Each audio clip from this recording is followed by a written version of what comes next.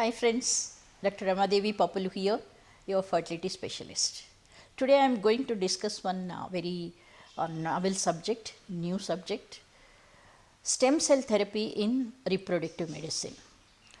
Almost any disease in our body is because of the degeneration. Aging is also because of the degeneration. Here, especially in infertility, we have three problems. One, ovarian failure. Two, endometrial damage. Three, in the men, oligoasthenospermia. So, for all these three conditions, we can use the new technique, stem cell therapy. What is exactly stem cells? Stem cells are the cells which can give birth to different kinds of tissue, different kinds of organs in our body. So, there are two different stem cells, embryonic stem cells and adult stem cells. Various problems have come across with the embryonic stem cells. One is ethical problem, because if you take tissue from the embryo, you have to kill the embryo. So, is it advisable? Not advisable. So, it is an ethical issue. So, all over the world it is not being promoted. Coming to the adult stem cells. Stem cells are there in our body in every tissue, but we cannot collect from small areas like the eye or the gum of the teeth.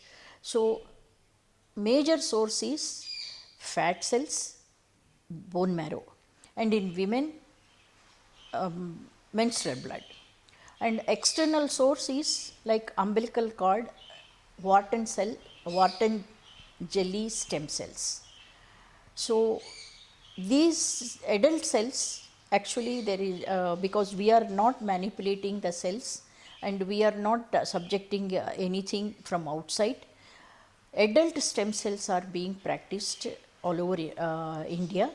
So, here also adult stem cells we can collect either from the fat or from the bone marrow. Stemness will be there even after injecting into the ovary or the endometrium. Sources are four, I already told. One, umbilical cord, Wharton cell stem cells, menstrual blood. We call it as a mesenchymal stem cells from the bone marrow and the fat. So, afterwards I will discuss all the advantages, disadvantages with each source. How do we call stemness? The characters, the basic three characters should be there for the stemness.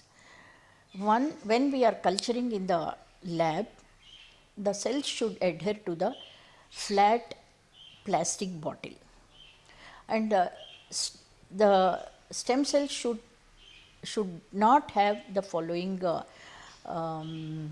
CD count.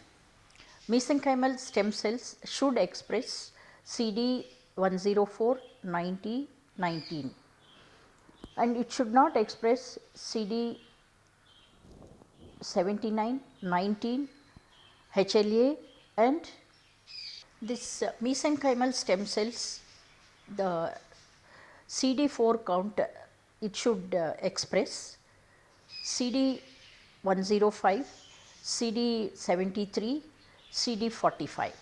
Stemness of the mesenchymal stem cells is decided with three factors. One, while culturing in the lab, the stem cells should adhere to the bottom of the plastic bottle. And second, the CD count. It should not have CD 45, 14, 34, 79, 19, but it should express CD 105, 90 and 79. And after we culture in the lab, it should be able to produce osteocytes, chondrocytes and adipocytes. So, when the stem cells has got these three characters, we call them as a mesenchymal stem cells. So, what is the mechanism of action when they are given to the different problems of the health?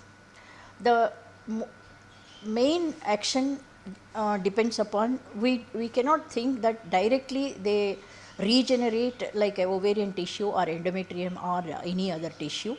Mainly their mode of action is releasing bioactive molecules like IGF, VEGF, vascular endothelial growth factor. This is helpful in vascular neogenesis. Insulin like growth factor, hepatocyte growth factor, various other growth factors are released, bioactive molecules. So, how do they help these bioactive molecules? They prevent the inflammation, they act as anti-fibrosis because any degeneration there will be fibrosis.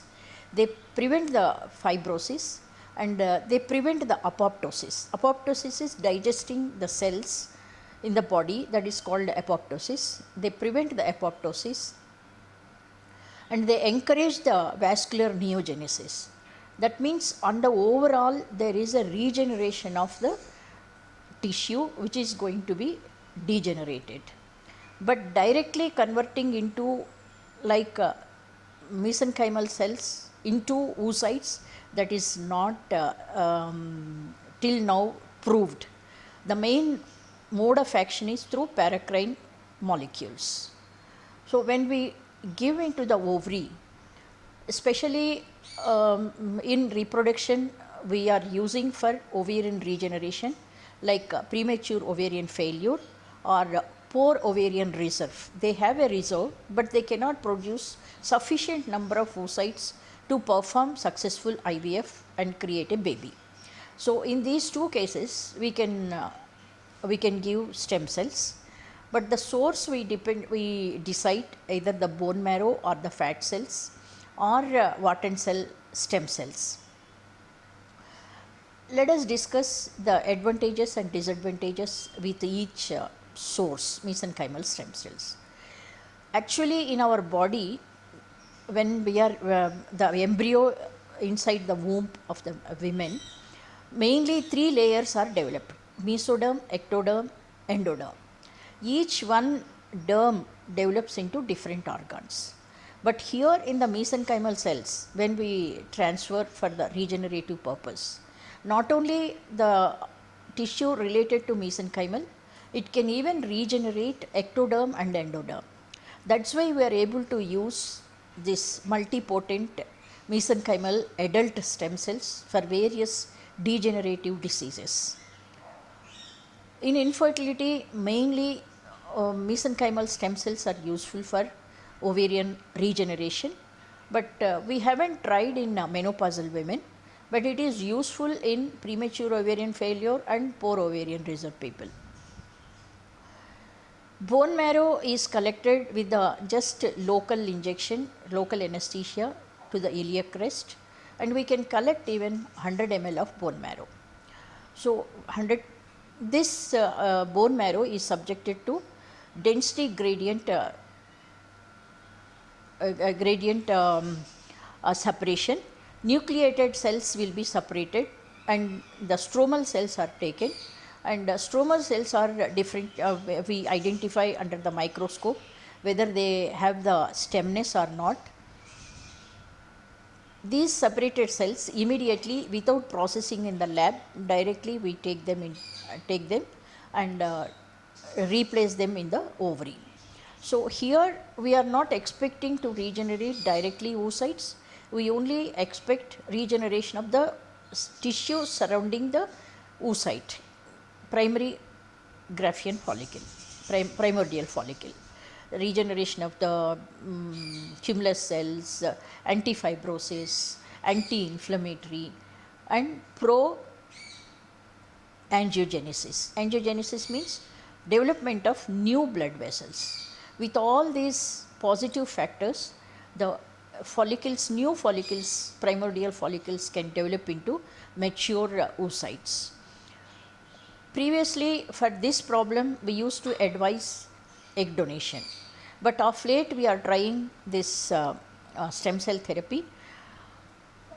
After giving stem cell therapy, within 2 months, we can repeat the baseline FSH, LH and AMH. Most of the time, there will be a marginal increase of AMH and decrease of FSH and LH. Suppose if we think one dose is not sufficient, we can repeat it after 2 months or maximum after 6 months. So once the regeneration is there, if there are sufficient follicles, then we can proceed for IVF. Or you can give one dose and see the improvement, and depending upon that collect oocytes, freeze the embryos, and again inject second dose, and again after 2 months we can collect the mature oocytes from after stem cell therapy, and after pooling 3-4 embryos we can finally proceed with the embryo transfer. So this is not very common, but of late we are trying and we are getting good results. Similarly, even endometrial, thin endometrium, less than 6 millimeter endometrium. In that endometrium, embryo cannot grow, and there are very rare cases, even at 6 millimeters, sometimes pregnancy has been reported, but it is not common. So because it is not common, we have to address this problem also. Even for endometrial thinning, before trying for the pregnancy, we have to inject the stem cells through hysteroscopy. Under the visualization, we can, in multiple areas, we can inject a whole uterine cavity, so that from every anterior, posterior and lateral walls, then from everywhere there is a possibility of regeneration of the endometrium. The whole mechanism, even in endometrium, ovary, or even the testes, various other general health problems also, we are not expecting direct development of that particular tissue what we want to regenerate, but it is a supportive therapy for the degeneration. Even in endometrial thinning, we can even combine with the PRP, platelet rich plasma. In endometrial therapy or in the ovary, if we add collagen scaffolds along with the stem cells, the improvement is much better. In case of endometrial regeneration, we can add collagen scaffolds with the mesenchymal stem cells, and also estrogen and progesterone for the better regeneration of the endometrium. In the men, for severe oligoastinospermia, we can advise. We have done only few cases. We are yet to study and come to a conclusion whether this is useful in male infertility in cases of severe oligoastinospermia. The bone marrow stem cells we cannot take again and again, because it is a puncture into the iliac crest. So most of the time we advise only once. That's why the fat stem cells, mesenchymal stem cells, are much easier.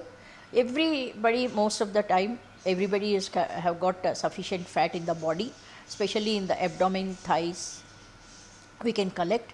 We don't need large quantities of fat, because in the liposuction, liters and liters people remove fat. But here for the stem cells, hardly we need 100 to 200 ml. This can be collected by giving local anesthetic and collect 100 to 200 ml, and we subject that to the particular process to separate the stem cells. These stem cells are not multiplied in the lab. Directly we have to inject into the place where we want regeneration. So the patient acceptance is very easy, because it is not a major procedure. It can be done under local anesthesia, and the cost is also less. And we can even take menstrual blood in certain cases, but this is not very frequently practiced method. And of late, another fourth source of mesenchymal stem cells we are using, that is Wharton cell stem cells, because there is no ethical problem, because it is the card which is going to be thrown in the dustbin. Because in this the antigenicity is very less. There are no HLA1, there are no HLA antigens in this. Even if they are there, HLA antigens, they are very weak. So antigenicity, host versus graft rejection, is very rare. very safely like any other normal injections. We can take this Wharton cell stem cells, and quantity also there is no limit.